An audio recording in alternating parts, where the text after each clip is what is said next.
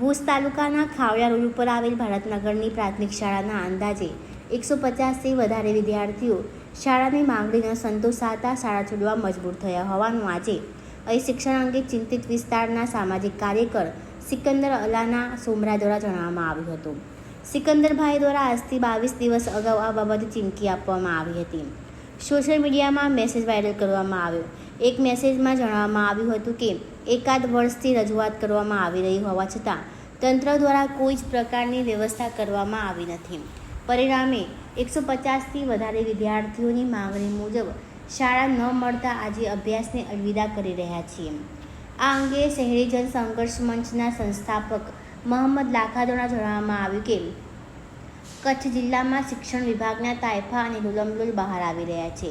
2 જેટલા સ્થળોએ વિદ્યાર્થીઓ દ્વારા કાયમી અને પૂરતા શિક્ષકોની માંગણી માટે જાહેરમાં પ્રદર્શન કરવામાં આવ્યું. જ્યારે ભુજ તાલુકાના આંબેડકરનગર પ્રાથમિક શાળામાંથી સામૂહિક રીતે ડ્રોપ આઉટ થયું છે. સિકંદરભાઈ સોમરા અને મોહમ્મદ લાખા દ્વારા જણાવવામાં આવ્યું કે સામૂહિક રીતે શાળા છોડવાનું કચ્છ જિલ્લાનો આ પ્રથમ ઘટના બની હોવાનું જણાઈ આવે છે. ભારતનગરના પુલપાટિયા ગામ છેલ્લા 6 વર્ષથી સતત સ્વતંત્ર પ્રાથમિક શાળાની માંગણી કરી રહ્યું છે. આજે ગામમાં 200 કરતાં વધારે બાળકો 1 થી 8માં અભ્યાસ કરતા હોવા છતાં તેમને યથાયોગ્ય શૈક્ષણિક માહોલ પ્રાપ્ત નથી. વર્તમાન સ્થિતિમાં ગાઢ અવ્યવસ્થિત પતરા જાળવેલા હંગામી વર્ગખંડમાં 200થી વધુ બાળકોને શ્રી આંબેડકર પ્રાથમિક શાળા દ્વારા ચાલતા પેટા વર્ગમાં અભ્યાસ કરતા હતા, જે હાલ 6 વર્ષથી કોઈ સુધારા વગર ચાલુ હતું. 2 કિલોમીટર દૂર એવી આ શાળા ભુજ ખાવડિયા મુખ્ય ધોરીમાર્ગ ઉપર હતી અને નાના બાળકોને ત્યાં સુધી પહોંચાડવામાં અકસ્માત જેવા ગંભીર પરિણામોની શક્યતા આવી રહી છે. આથી શિક્ષણના અધિકારમાં અવરોધ ઊભો થયો છે.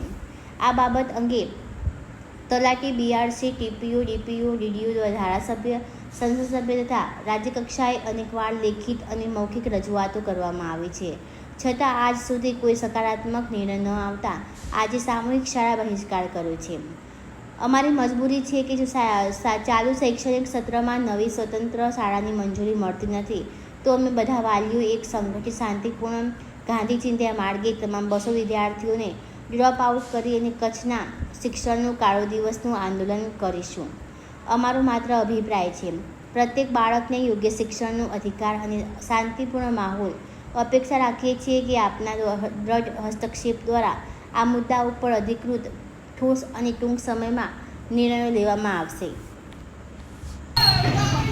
આજરોજ અમે બધા વાલીઓ અને વિદ્યાર્થીઓ સાથે ભારતનગર પુલપાટિયા પ્રાથમિક શાળાની માંગણી હતી અને આજથી 20થી 25 દિવસ પહેલાં અમને લેખિત બાંયધરી આપવામાં આવી હતી જિલ્લા પ્રશાસન દ્વારા. તેમની પૂર્ણ કરવામાં આવી નથી અને અમારા બાળકોનું અત્યારે ભવિષ્ય બગડી રહ્યું છે, ભણતર બગડી રહ્યું છે. અમે બહિષ્કાર કર્યો, તેના લીધે 20થી 25 છોકરાઓનું એડમિશન નથી લીધું અને અમને બેસવા માટેની કોઈ સુવિધા નથી. માત્ર અમારો એક કમ્યુનિટી હોલ છે, તે પણ એક જર્જરિત થઈ ગયેલ છે. તો આના લીધે અમે આજે બધા 150 વિદ્યાર્થીઓ ડ્રોપ આઉટ કરી રહ્યા છીએ. તે બાબતે અહીંયા એલસી આજરોજ અમે બધા વાલીઓ અહીંયા છોકરાઓને સ્કૂલમાંથી ડ્રોપ આઉટ કરવા માટે આવ્યા છીએ, કારણ કે અમને ન છૂટકે અને મજબૂરીને લીધે અહીંયા ડ્રોપ આઉટ થવું પડે છે છોકરાઓને.